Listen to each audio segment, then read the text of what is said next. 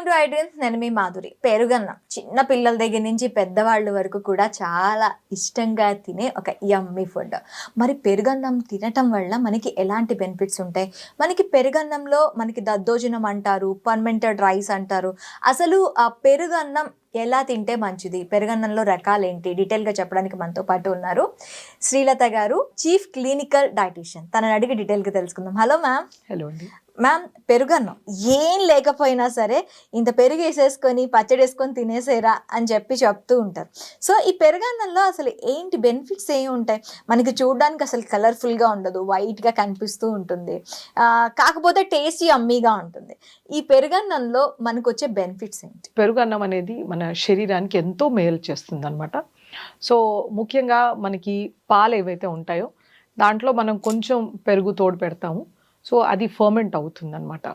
So ఇలా ferment అయిన ఫుడ్లో ఏంటంటే మనకు కావాల్సిన కార్బోహైడ్రేట్స్ దొరుకుతాయి, మనకు కావాల్సిన protein which is called high biological value protein, అలాగే మనకి ఫ్యాట్స్, హెల్దీ ఫ్యాట్స్ వస్తాయి, అలాగే మనకి వైటమిన్ ఏ మన కంటి చూపుకి, మన చర్మం యొక్క హెల్త్కి, అలాగే మన ఇమ్యూన్ సిస్టమ్ని బిల్డప్ చేయడానికి మనకు వైటమిన్ ఏ కావాలి. సో ఇందులో నుంచి వస్తుంది. అది కాకుండా మనకి riboflavin which is important for our body functions, మన మ్యూకోజల్ లైనింగ్కి. సో రిబోఫ్లేవిన్ కూడా వస్తుంది అనమాట.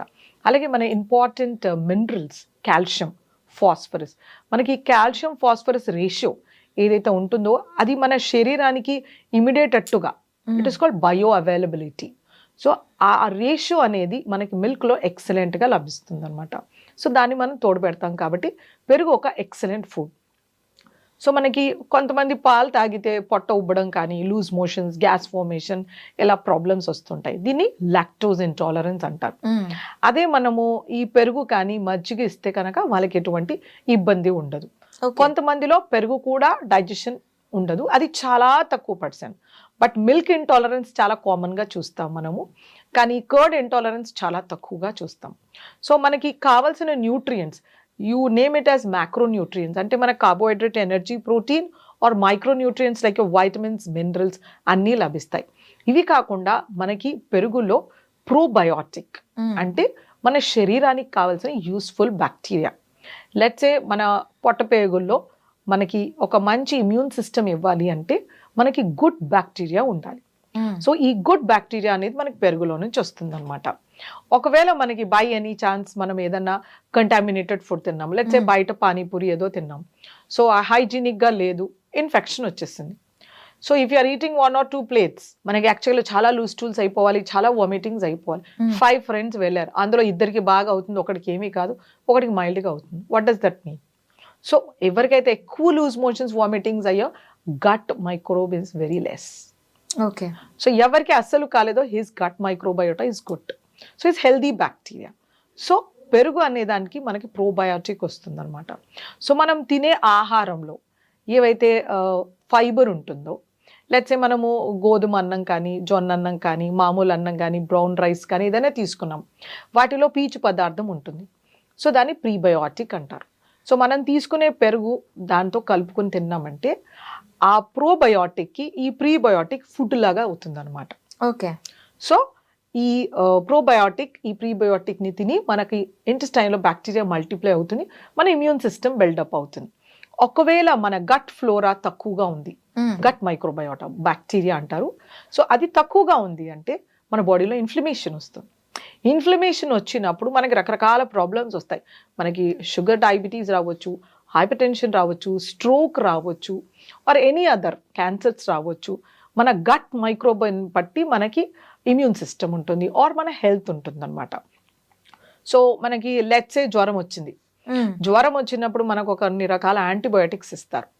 ఇచ్చినప్పుడు మన బాడీలోంచి ఆ యూస్ఫుల్ బ్యాక్టీరియా బయటికి వెళ్ళిపోతుంది ఈ యాంటీబయోటిక్స్ వలన, ఇట్ ఇస్ సప్రెస్డ్. సో మనకి పెరుగు తీసుకున్నప్పుడు ఆ గుడ్ బ్యాక్టీరియా మళ్ళీ మల్టిప్లై అవుతుంది. ఓకే. సో అందుకే మనకి ఫీవర్లో మజ్జిగన్నం తీసుకోమని చెప్తూ ఉంటారు.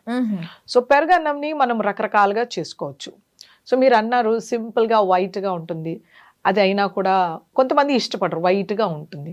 సో మనం అదే పెరుగన్నంని లెట్సే కొన్ని మిరియం వేసి, కొన్ని దానిమ్మ గింజలు వేసి మనం దాన్ని తిరగమాత వేసాము, ఆర్ కొంచెం పసుపు వేసాము, so it becomes like yellow కలర్లో ఉండడం కానీ, మనం దానిమ్మ గింజలు వేసినప్పుడు దాంట్లో న్యూట్రిటివ్ వాల్యూ ఎన్హాన్స్ అవుతుంది. You are adding lot of vitamins, minerals and fiber and antioxidants. So మనం అలా కాంబినేషన్లో చేసుకోవచ్చు. లేకపోతే మనం దాన్ని అల్లం ఫ్లేవర్లో కానీ, పచ్చిమిర్చి క్రష్ చేసిన ఫ్లేవర్లో కానీ, మామిడికాయ సీజన్లో మామిడి తురుము వేస్ట్ చేసుకోవడం కానీ, మనం రకరకాల ఫ్లేవరింగ్ ఏజెంట్స్తో చేసుకోవచ్చు. సమ్ టైమ్స్ ఇంగు వేసి మనం దాన్ని తిరగమాత వేసుకోవచ్చు, ఆర్ ఫ్రూట్ చాప్స్ ఏవైనా వేసుకోవచ్చు, ఆర్ గ్రీన్ లీవ్స్ ఏవైనా చాప్ చేసి వేసుకోవచ్చు, ఆర్ మింట్ ఫ్లేవర్లో రకరకాల వెరైటీస్లో చేసుకోవచ్చు. పిల్లలు క్యారెట్స్ తినని వాళ్ళు దాంట్లో క్యారెట్ తురుము వేసి కూడా చేసుకోవచ్చు. సో మీరు ఎటువంటి వెజిటేబుల్నైనా, సాలడ్ వెజిటేబుల్ని దాంట్లో ఇన్కార్పొరేట్ చేయొచ్చు. ఆర్ మనం వెల్లుల్లిపాయలు క్రష్ చేసి ఫ్లేవర్ చేసుకోవచ్చు, లేకపోతే మనం ఉల్లిపాయల్ని చాప్ చేసి రాగా అందులో వేయొచ్చు. మనం అంటీ వెరైటీస్. Yeah, okay. అప్పటికప్పుడు పెరుగు అన్నం రెడీ చేసుకోవడం ఓకే. మనకి పూర్వకాలంలో మనకి పెరుగు అన్నం అంటే ఒక కుండ తీసుకొచ్చి దాంట్లో మిగిలిపోయిన రైస్ వేసి కొంచెం పెరుగు పాలు వేసి రాత్రంతా దాన్ని పర్మెంటేషన్ చేసి పొద్దున్నే ఇచ్చేవాళ్ళు. సో దీంట్లో ఎలాంటి వాల్యూస్ ఉంటాయి? ఇప్పుడు ఇది లేకపోయినా కూడా ఇప్పుడు కొంతమంది మళ్ళీ దాన్ని రైస్ చేస్తున్నారు. దాంట్లో ఎలాంటి వాల్యూస్ ఉంటాయి మనకి?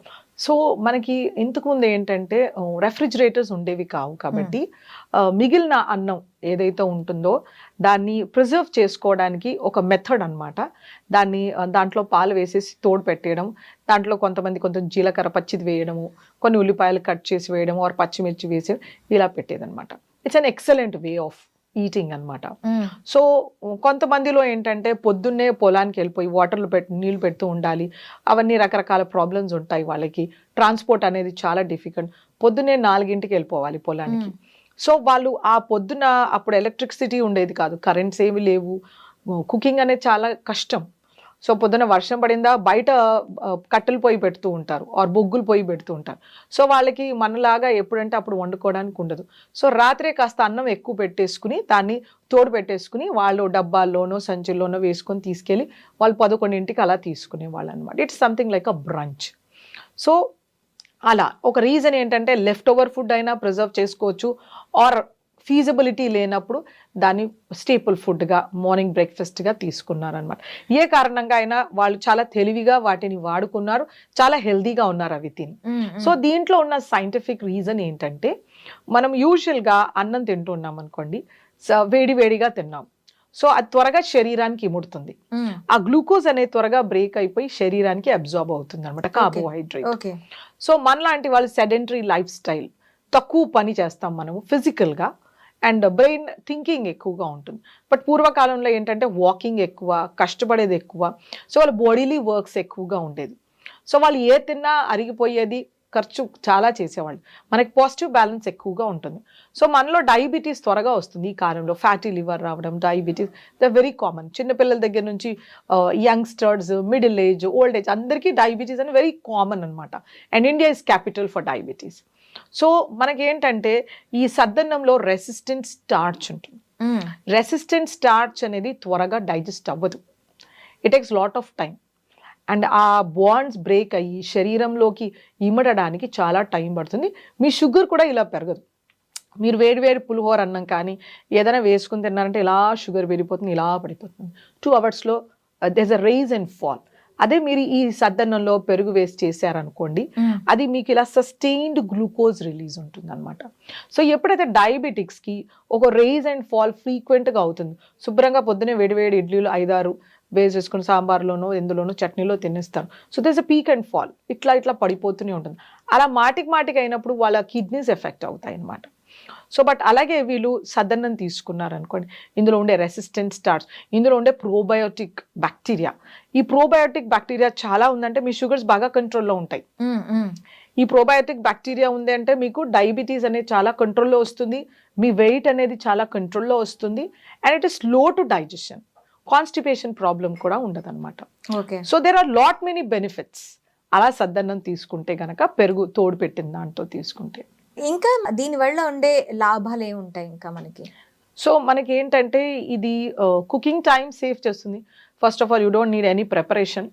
తర్వాత ఫుడ్ వేస్టేజ్ అంటూ ఉండదు. అండ్ న్యూట్రిషన్ ఆస్పెక్ట్స్గా చూస్తే కనుక మనకు కావాల్సిన కార్బోహైడ్రేట్స్, ప్రోటీన్స్, హెల్దీ ఫ్యాట్స్, మనకి ఫ్యాట్స్ అంటే చాలా రకాల ఫ్యాట్స్ ఉంటాయి. సో హెల్దీ ఫ్యాట్స్ వస్తాయి అనమాట. అలాగే మనకు వైటమిన్స్, మినరల్స్, తర్వాత ప్రోబయోటిక్స్ వస్తాయి. సో మన బాడీలో ఇన్ఫ్లమేషన్ని తగ్గిస్తుంది, మన ఓవరాల్ గట్ మైక్రోబ్యాక్టీరియాని ఇంప్రూవ్ చేస్తుంది, మన ఇమ్యూన్ సిస్టమ్ని బిల్డప్ చేస్తుంది అనమాట. And it is easy to eat. మనకి ఎటువంటి సైడ్ ఎఫెక్ట్స్ వాటితో ఉండవు అనమాట. ప్రిపరేషన్కి ఇప్పుడు వర్కింగ్ విమెన్కి they have to cook something in the morning. So వాళ్ళకి ఆ 1 hour or half an hour వాళ్ళ బ్రేక్ఫాస్ట్ ప్రిపరేషన్కి అవసరం ఉండదు అనమాట. దీన్ని మనము ఉల్లిపాయలు వేస్ట్ చేసుకోవడం కానీ, లేకపోతే ఇంకేమైనా యాడ్ చేయడం కానీ, దాన్ని బాగా నెయ్యి వేసి తిరగమాత వేయడము, లేదా నూనె వేసి తిరగమాత వేయడము అలా చేయకూడదు. We should not bring down the nutritive value, we have to enhance. మనం దాంట్లో క్యారెట్ తురుము వేసుకోవచ్చు, లేదు క్యూకంబర్ని చాప్ చేసి వేసుకోవచ్చు, ఆర్ క్యారెట్ని గ్రేట్ చేసి వేసుకోవచ్చు, ఆర్ పచ్చి మామిడికాయ తురుము వేసుకోవచ్చు. అలా you have to enhance the nutritive value.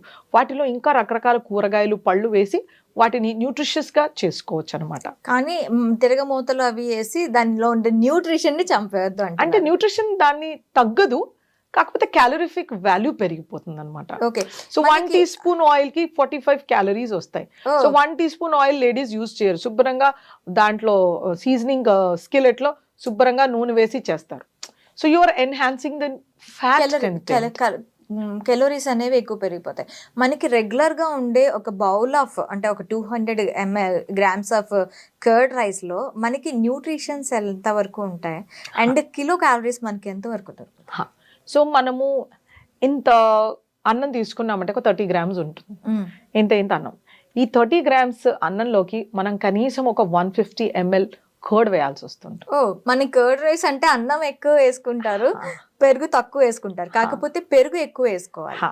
So 30 grams rice కి మనం ఒక 150 ml కర్డ్, ఒక 50 ml వాటర్ వేస్తాం. వేసి దాన్ని కలుపుతాం కదా. సో మీకు ఆ 30 grams రైస్ లో మీకు 100 calories వస్తాయి. 30 grams రైస్ లో 100 calories వస్తాయి. వావ్. అండ్ మనకి 2.5 grams ఆఫ్ ప్రోటీన్ వస్తుంది, అండ్ 0.5 grams ఆఫ్ ఫ్యాట్ వస్తుంది, విచ్ ఇస్ నెగ్లిజిబుల్. అలాగే మనకి 100 ml ఆఫ్ కర్డ్ తీసుకుంటే కనుక మనకి కర్డ్లో వెరైటీస్ చాలా ఉంటాయి. సో మనము బఫెలో కర్డ్, గేదె పాలతో చేస్తే 116 calories వస్తాయి. మనము స్టాండర్డ్ మిల్క్తో చేసామంటే మనకి 85 calories వస్తాయి 100 mlకి. 100 ml అంటే చాలా చిన్నగా ఉంటుంది. అదే మనము ఆవు పాలతో చేసామంటే 60 calories వస్తాయి.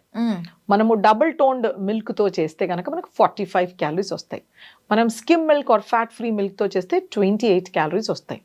సో మనం ఎటువంటి పాలు వాడుతున్నాము అనేది చాలా ఇంపార్టెంట్. ప్రోటీన్ మీరు ఎటువంటి పాలు వాడినా కూడా 3.2 grams వస్తుంది. ఫ్యాట్ అనేది మన మిల్క్ని బట్టి, ఇప్పుడు గేదె పాలు ఉన్నాయి, మనకి 6 grams ఫ్యాట్ వచ్చేస్తుంది. అదే మనకి స్టాండర్డ్ మిల్క్ 4.5 grams ఫ్యాట్ వస్తుంది. మనకి కౌస్ మిల్క్ 3.2 ఫ్యాట్ వస్తుంది. Double toned milk 1.5 grams fat. అలాగే స్కిమ్ మిల్క్ 0.9, 0.5 అలా మనకి ఫ్యాట్ వస్తుంది అనమాట. సో మన క్యాలరీఫిక్ వాల్యూ అనేది మన టైప్ ఆఫ్ మిల్క్ని బట్టి ఉంటుంది. సో మనం ఎలాంటి పాలతో చేస్తున్నాం, లెట్స్ సే ఒక 40 BMI ఆర్ 30 BMI ఉన్నారు, వాళ్ళు స్కిమ్ మిల్క్ కర్డ్ వాడుకోవాలి. వెన్న మొత్తం తీసేసిన పాలు అని అర్థం. దాంట్లో ఏమి గ్రీక్ అండ్ లాటిన్ లేదు. వెన్న మొత్తం తీసేసిన పాల ప్యాకెట్ దొరుకుతుంది మనకి. డైట్ మిల్క్, స్కిమ్ మిల్క్ అని అంటారు, ఆర్ స్లిమ్ మిల్క్. సో దాంతో సెట్ చేసుకుంటే మనం పెరగన్నం చేసుకోవచ్చు, వాళ్ళకి ఇబ్బంది ఉంటుంది. చాలా సన్నగా ఉన్నారు, వాళ్ళకి ఊరికే ఫ్రీక్వెంట్గా ఇన్ఫెక్షన్స్ రావడము, ఆర్ క్యాన్సర్ కానీ, లేకపోతే కిడ్నీ ఫెయిల్యూర్ కానీ, లేకపోతే ఇంకేమైనా ట్యూబర్క్యులోసిస్ అట్లా ప్రాబ్లమ్స్ ఉన్న వాళ్ళు గేదె పాలతో తోడబెట్టాలి. వాళ్ళు ఇంత పెరుగు వేస్తే 116 calories వచ్చేస్తాయి. సో వాళ్ళకి 150 అంటే లెట్స్ అనదర్ 60, సో 170 calories ఆ కప్ కర్డ్లో వచ్చేస్తాయి. ఇక్కడ ఒక 100, ఒక 270 calories శుభ్రంగా వచ్చేస్తాయి. అదే వెయిట్ రిడక్షన్లో ఉన్న వాళ్ళకి దీంట్లో నుంచి ఒక 50 calories అండ్ దాంట్లో నుంచి ఒక 150 calories. సో మనం అలా క్యాలరీ కంటెంట్ని టైటర్ చేసుకోవచ్చు అనమాట మన డిజీజ్ కండిషన్ని బట్టి. సో కర్డ్ అనేది ఏ జబ్బుకైనా కాంట్రా ఇండికేషన్ కాదు. సో మనం ఏ జబ్బులో అయినా ఇవ్వచ్చు, except people who are intolerant, who are allergic. Okay. పెరుగుతో వాళ్ళకి అలర్జీ లేనప్పుడు ఎవరికైనా పెరుగు అనేది ఎలాంటి సిచ్యువేషన్ లో ఉన్నా తినొచ్చు. సో అది పెరుగుని మనము జారుగా చేసేసి వాళ్ళకి ఇస్తే ప్రతి ఒక్క క్లినికల్ కండిషన్ లో పెరుగు అలౌడ్ ఉంటుంది. ఏ కండిషన్ లో అయినా అవాయిడ్ చేయాల్సింది అని లేదు, except in allergic conditions like lactose intolerance. Okay ma'am, thank you very much. Thank you.